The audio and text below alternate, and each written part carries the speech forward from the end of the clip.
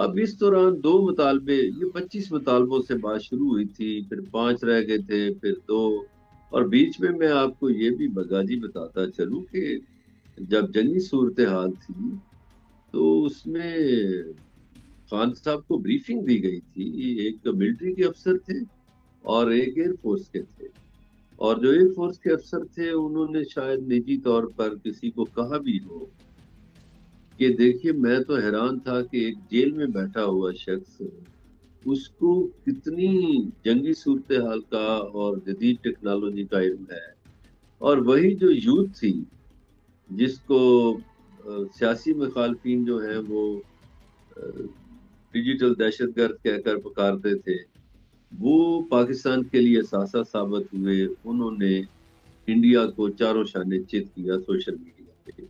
जब पीटीआई के लोगों को रहा ना किया गया और जब दो की बजाय फिर 3 मुतालबे रख दिए गए, तो वो तो इमरान खान तो पहले ही तपा बैठा था इस बात पे कि ये क्या किया, ये तो 8 फरवरी वाला खेल इन्होंने कर दिया और बंदे क्यों नहीं रहा किए। तो फिर उन्होंने कहा जाओ, मैं किसी से मुज़ाकरा नहीं करता, मैं ये मुतालबे नहीं मानता। जी। खान साहब से चीटिंग हुई। उन्हें कहा गया कि अब इलेक्शन बिल्कुल शफाफ होंगे, अब आपके बंदों को भी छोड़ दिया जाएगा, फलाना होगा। तो उनके साथ तो धोखा हुआ ना। उनके ये साथ श्योरिटी पिछले खान दो। साहब को सियासी किसी शख्स ने दी या गैर सियासी शख्स ने दी, या वो जो तनवीर अहमद साहब है जिनका नाम इस वक्त गर्दिश कर रहा है उन्होंने दी थी? नहीं नहीं, तनवीर अहमद ने नहीं दी, गैर सियासी शख्सियात ने दी। मुल्क के अंदर ही है वो शख्सियात। कल जो बजट इन्होंने पेश किया है, उसमें पाकिस्तान के गरीब तबकात को कुचल के रख दिया है, पाकिस्तान की मिडिल क्लास को कुचल के रख दिया है, पाकिस्तान के अशराफिया को इंटरटेन किया। बिस्मिल्लाहिर्रहमानिर्रहीम, अस्सलाम वालेकुम वरहमतुल्लाहि वबरकातुहू। मैं आज़म दर्द, आप मेरा यूट्यूब चैनल देख रहे हैं, सुन रहे हैं आज़म दर्द ऑफिशियल। अल्लाह पाक आपको सलामत रखे, हंसता बसता फूलों की तरह महकता हुआ रखे, नमाज 5 वक्त अदा किया करें, वालिदैन की खिदमत करते रहा करें, हमसायों का रखिए खास ख्याल, हमेशा हमेशा हक और सच की आवाज़ को बुलंद करते रहा करें। जहाँ देखें किसी के साथ जुल्म ज्यादती, वहीं पर अपने होने का सबूत दीजिए। जी जनाब, मज़हर बरलास की आपने गुफ्तगू सुनी। जनाब एक मंझे हुए ये सहाफ़ी हैं और ख़ूबसूरत आवाज़ के मालिक। तो जनाब आपने उनकी असेसमेंट भी सुन ली, तो जनाब जो अंदर की खबर है वो भी आपने सुन ली। यानी कि मुर्शिद इमरान खान के साथ डील भी करते रहे थे और जनाब चक्कर भी देते रहे थे। यानी कि बेगैरती का पार्ट ये लाजमी करते हैं। तो जनाब कोई सियासी बंदा नहीं था, ये जर्नेल ही थे। यानी कि अंदर ही के लोग जो जनाब अपने आप को ताकतवर समझते हैं, हालांकि वो कमज़ोर हैं। अगर कमज़ोर आपको नहीं समझ आ रहा तो मैं आपको बताता चलूं कि जनाब कमज़ोर हैं। आप ये अंदाज़ा लगाएं, कमज़ोर ना होते तो जनाब मुर्शिद इमरान खान का एक ट्वीट जो है या उसकी कोई भी बात है वो ओपन कराई जाती, या उनको फिर अदालतों के सामने यानी कि आराम से उनकी पेशियां जो हैं वो लगने देते।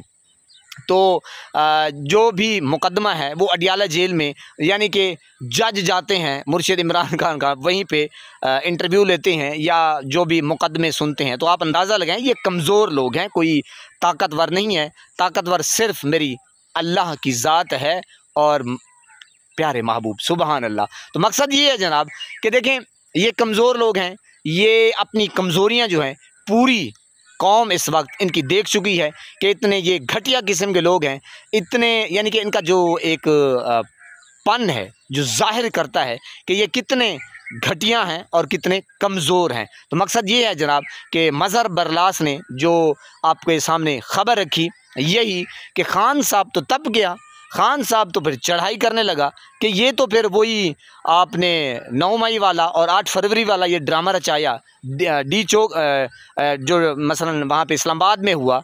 तो ये देखें सारा लुबे लुबाब यही है कि खान साहब इस वक्त वो यूँ समझे कि जैसे शेर दौड़ता है मैदान में बैठ के, वही सीन है। और ये डरपोक किस्म के लोग अब ये मजबूर हैं कि अगर हम खान साहब को आज़ाद करते हैं तो खान साहब जब आएंगे तो वो तो जनाब बैंड बजा देंगे और वो किसी को नहीं छोड़ेंगे। वो एहतसाब के कटहरे में भी लाएंगे और जनाब उनके सामने अवाम का एक समंदर होगा ठाठे मारता हुआ पूरे मुल्क में। और जनाब तूलो अर्ज़ में खान साहब की पॉपुलैरिटी, अब ये बेचारे ये अब मैं दायरे से बात कर रहा हूँ।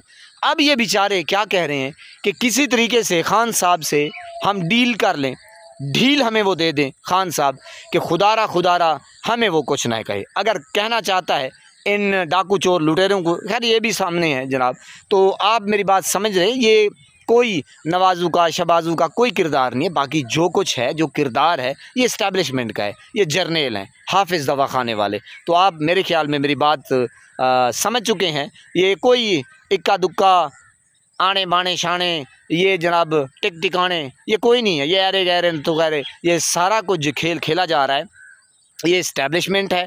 और जनाब बस असल में ये है कि जो इस्टेब्लिशमेंट के बूट साफ़ किए जा रहे हैं, चाटे जा रहे हैं, और जनाब यही है कि हमें थोड़ा सा आगे तो क्या कर लेंगे। देखें, अवाम जो है इस वक्त वो खान साहब को ऐसे देख रही है कि जैसे रमज़ान और मुबारक के बाद ईद का चाँद। तो आप अंदाज़ा लगाएं इस वक्त खान साहब की ये पॉपुलैरिटी है, खान साहब का ये मेयार है, खान साहब का ये लेवल है कि मुर्शिद इमरान खान की एक झलक देखने के लिए अवाम बेताब है।